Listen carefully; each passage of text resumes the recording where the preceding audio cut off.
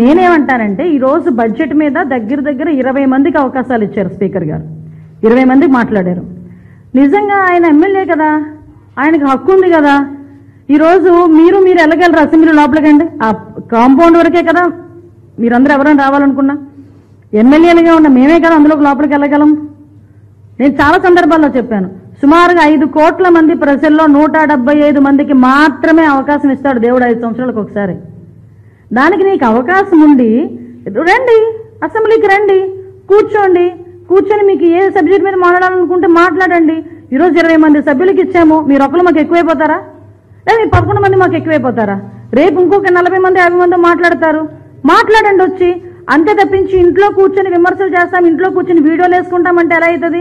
నువ్వేమైనా అడగాలనుకుంటే రండి, అసెంబ్లీకి రండి, కూర్చోండి, మాట్లాడండి, సమాధానం అడగండి, చెప్తాం మేము. ఏ కోణంలో ఇస్తారో ఒకసారి మీరే ఆలోచన చెప్పండి. ఏ కోణంలో ఇస్తారు? ఇదే పెద్ద మనిషి లాస్ట్ ముఖ్యమంత్రిగా ఉండేటప్పుడు చంద్రబాబు నాయుడు గారిని బెదిరించారు. నువ్వు 23 మంది ఉన్నారు, అటు నుంచి ఒక 5 ఇటు లాగానంటే నీకు ప్రతిపక్ష హోదా కూడా ఉండదు అని. ఆ రోజు ఏ టైప్ లో మాట్లాడాడు ఆయన? ఏ లెక్కల ప్రకారం మాట్లాడాడు ఆయన? దానికి సమాధానం చెప్పమనండి, అప్పుడు దీని గురించి మాట్లాడతాం.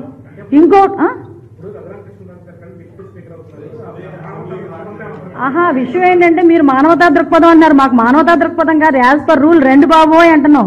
ఈ మధ్యనే మీకు అర్థమవుతుందో లేదో తెలియదు, నేను ఈ రోజే చూసా, రఘురామకృష్ణరాజు గారు కనుక డిప్యూటీ స్పీకర్ ఇచ్చి ఆల్రెడీ స్పీకర్ గా అయ్యన్ పాత్ర గారు ఉన్నారు, మళ్ళీ ఇప్పుడు రఘురామకృష్ణరాజు గారు కనుక డిప్యూటీ స్పీకర్ అయిన తర్వాత నిజంగా ప్రతిపక్ష హోదా ఇచ్చినా ఆయన అయితే అసెంబ్లీకి రాడు అని పందాలు కడుతున్నారు.